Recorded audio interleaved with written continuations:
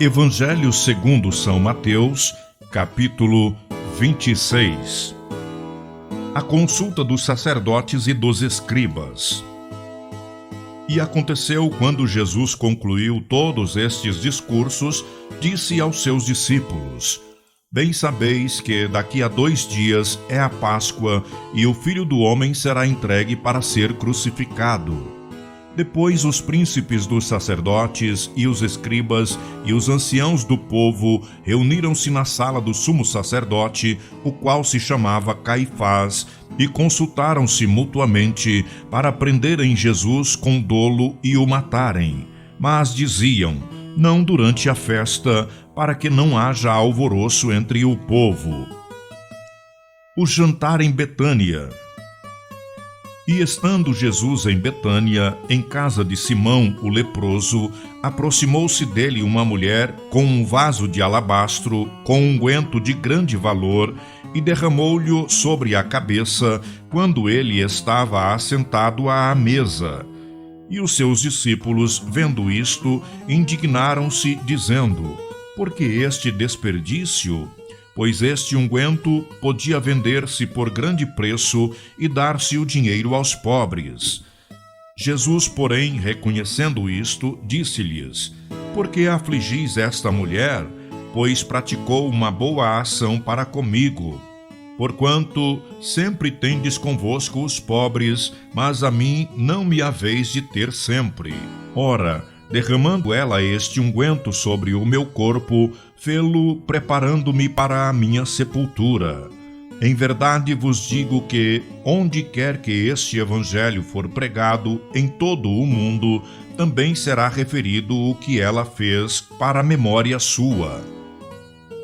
O preço da traição.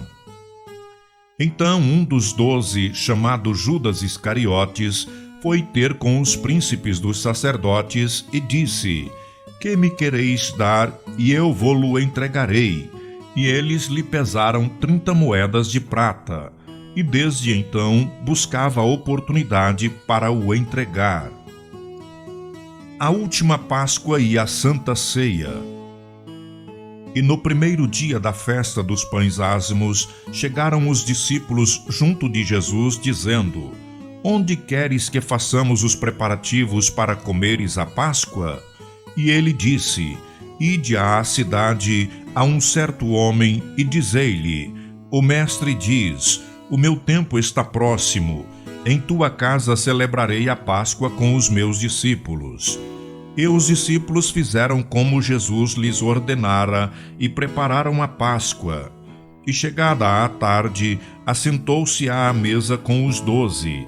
E comendo eles, disse: em verdade vos digo que um de vós me há de trair. E eles, entristecendo-se muito, começaram cada um a dizer-lhe: porventura sou eu, Senhor? E ele respondendo disse: o que mete comigo a mão no prato, esse me há de trair. Em verdade, o Filho do Homem vai, como acerca dele está escrito, mas ai daquele homem por quem o Filho do Homem é traído. Bom seria para esse homem se não houvera nascido.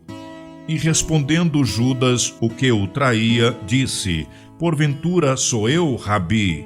E ele disse: tu o disseste. E enquanto comiam, Jesus tomou o pão e, abençoando-o, o partiu e o deu aos discípulos e disse: tomai e comei, isto é o meu corpo. E tomando o cálice e dando graças, deu-lhe dizendo: bebei dele todos, porque isto é o meu sangue, o sangue do Novo Testamento, que é derramado por muitos para a remissão dos pecados. E digo-vos que desde agora não beberei deste fruto da vide, até aquele dia em que eu beba de novo convosco no reino de meu Pai. E tendo cantado o hino, saíram para o Monte das Oliveiras. Pedro é avisado. Então Jesus lhes disse: todos vós esta noite vos escandalizareis em mim, porque está escrito: ferirei o pastor e as ovelhas do rebanho se dispersarão. Mas depois de eu ressuscitar, irei adiante de vós para a Galiléia. Mas Pedro respondendo disse-lhe: ainda que todos se escandalizem em ti, eu nunca me escandalizarei. Disse-lhe Jesus: em verdade vos digo que nesta mesma noite, antes que o galo cante, 3 vezes me negarás. Disse-lhe Pedro: ainda que me seja mister morrer contigo, não te negarei. E todos os discípulos disseram o mesmo. Jesus no Getsêmani. Então chegou Jesus com eles a um lugar chamado Getsêmani e disse a seus discípulos: assentai-vos aqui, enquanto vou além orar. E levando consigo Pedro e os 2 filhos de Zebedeu, começou a entristecer-se e a angustiar-se muito. Então lhes disse: a minha alma está cheia de tristeza até a morte. Ficai aqui e velai comigo. E indo um pouco mais adiante, prostrou-se sobre o seu rosto, orando e dizendo: meu Pai, se é possível, passa de mim este cálice. Todavia não seja como eu quero, mas como tu queres.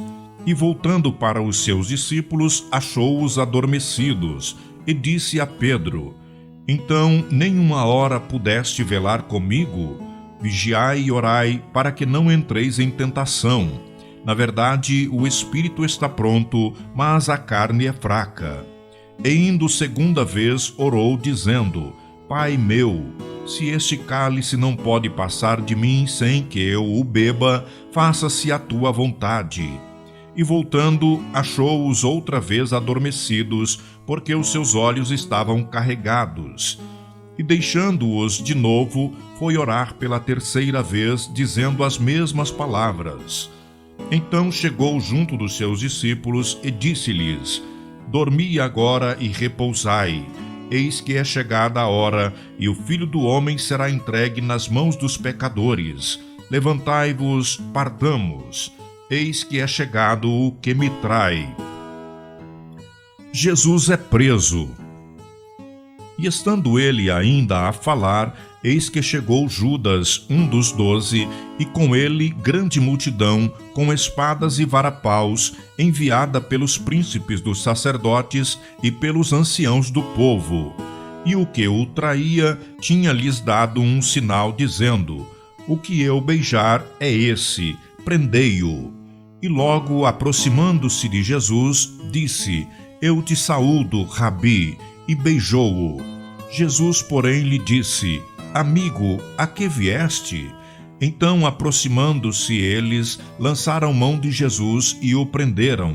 E eis que um dos que estavam com Jesus, estendendo a mão, puxou da espada e, ferindo o servo do sumo sacerdote, cortou-lhe uma orelha. Então Jesus disse-lhe: mete no seu lugar a tua espada, porque todos os que lançarem mão da espada, à espada morrerão. Ou pensas tu que eu não poderia agora orar a meu Pai, e que ele não me daria mais de 12 legiões de anjos? Como, pois, se cumpririam as Escrituras que dizem que assim convém que aconteça? Então disse Jesus à multidão: saístes como para um salteador, com espadas e varapaus, para me prender?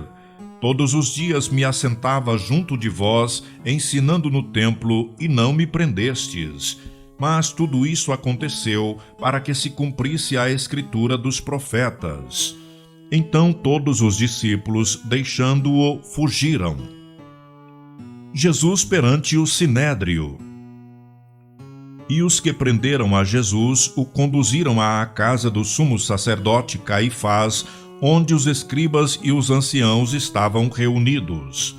E Pedro o seguiu de longe até o pátio do sumo sacerdote e, entrando, assentando-se entre os criados para ver o fim.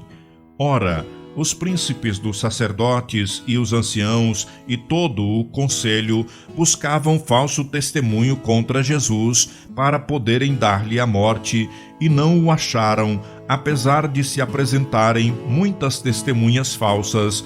Mas, por fim, chegaram 2 e disseram: este disse: eu posso derribar o templo de Deus e reedificá-lo em 3 dias.